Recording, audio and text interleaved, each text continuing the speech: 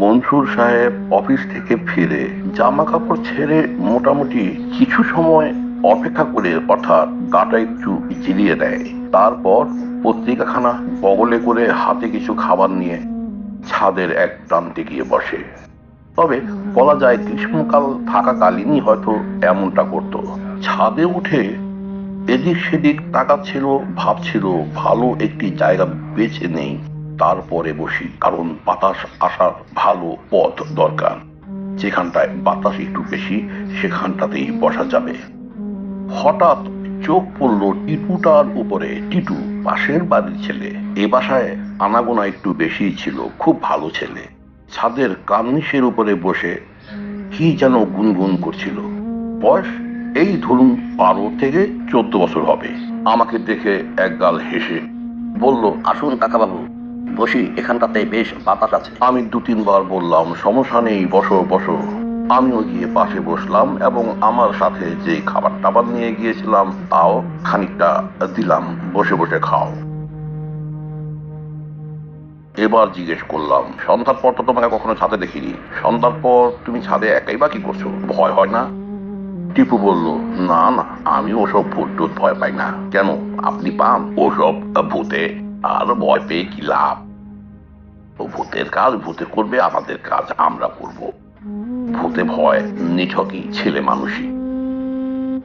আমরা যে পাশটাতে ছাদে বসেছিলাম তার নিচে ছিল আমাদের বাড়ির চলাচলের জন্য সড়কটা, অর্থাৎ রাস্তা। এখান দিয়ে কিছুক্ষণ পর পর 2-1টা বাইসাইকেল চলে যাচ্ছে। উপর থেকে দেখছিলাম। টিপুকে কয়েকটা চীনা বাদাম দিয়েছিলাম, সেটাও খায়নি, ওর পাশেই রাখা আছে, লক্ষ্য করলাম। টিটু কিছুক্ষণ আমার দিকে তাকিয়ে রইল। আমি জিজ্ঞেস করলাম, কি বলবে কিছু? টিটু এবার বলল, ওই আপনি যে বললেন একটু আগে আপনি ভূতে ভয় পান না, আমি দেখেছি এই জগতের সিংহভাগ মানুষই ভূতে ভয় পায়, তবে কেউ একটু বেশি, কেউ বা একটু কম। এবার চশমাটা চোখে দিয়ে পত্রিকাখানা হাতে মেলে বসলাম।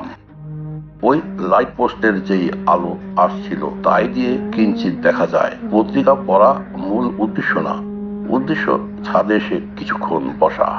পত্রিকাতে কিছুক্ষণ চোখ ভুলিয়ে নিলাম, যতটুকু পড়া যায় এই ভেবে। পত্রিকাখানা কিছুক্ষণ পর হাত পাখার কাজে ব্যবহার করা শুরু করলাম। আমি পত্রিকাখানা বগলে ঢুকিয়ে রাখলাম এবং টিটু আমাকে সঙ্গে সঙ্গে বলল, কি ব্যাপার কাকাবাবু, পত্রিকাখানা রেখে দিলেন যে?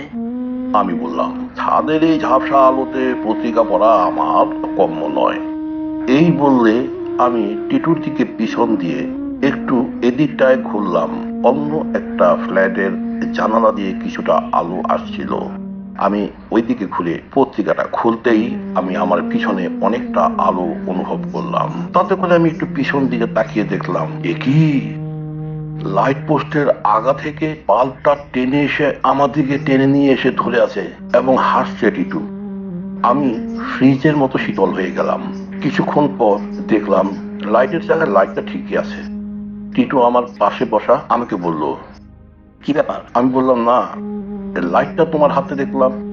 টিটু আমাকে বলল, দূর, কি যে বলেন, পানিটা এত দূরে, ওখান থেকে আমি কিভাবে আনবো? কাকাবাবু, আপনার শরীরটা ভালো তো? জ্বর করেনি তো? ইত্যাদি জিজ্ঞেস করলো। এক সময় আমিও ভেবে দিলাম হয়তো একটু বেশি গরম পড়েছে আর ক্লান্তির কারণেও এমনটা হতে পারে, হয়তো ভুলভাল কি দেখেছি। এবার পত্রিকাখানা বগলে নিলাম, আবার 2-4খানা চিনে বাদাম আমার হাতে ছিল, সেটাও শেষ করলাম।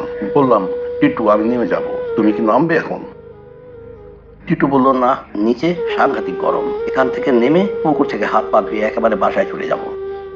আমি বললাম, ঠিক আছে, তাহলে নামা যাক, আমি নেমে যাই, বসো বসো। প্রত্যেকটি ছাদে একটি সিঁড়ি কোঠা থাকে, অথবা প্রাচীন কালের যেই ইমারতগুলি ছিল সেখানে একটা চিলে কোঠা থাকতো। তো আমি ছাদ থেকে যখন নেমে চিলে কোঠার বা ছাদের শেষ প্রান্তের ঘরটি যাই বলেন, ওখানটায় যখন নেমে আসলাম এবং 2-4 ধাপ নেমেছিও বটে, তখন দেখলাম টিটু নিচ থেকে উপর দিকে উঠছে, অর্থাৎ আমার বাসায়। জিজ্ঞেস করেছে, ছাদে কেউ গেছে চাবিটা নেওয়ার জন্য?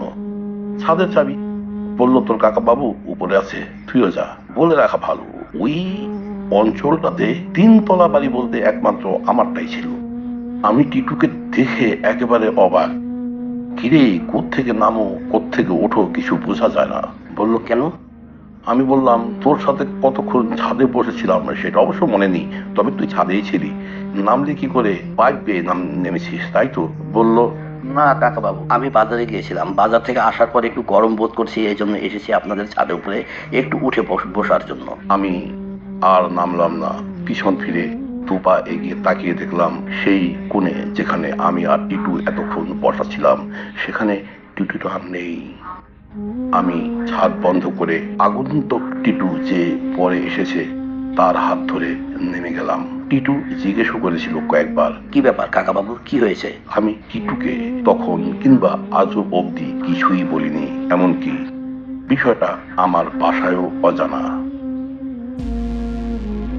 যাক বন্ধুরা, এটাই ছিল আমাদের আজকে রাতের ভূতরে ঘটনা। তবে এটা একটি ঘটনা, এটাকে আমি আমার মতো গল্পের মতো কিছু বাদ দিয়েছি, কিছু সংযোজন করেছি, কিন্তু মূল বিষয়টি বাস্তব। আর অতিরঞ্জিত করার জন্য খান কিছু বলে না। শুনতে থাকুন এই হরর স্টোরি উইথ খান।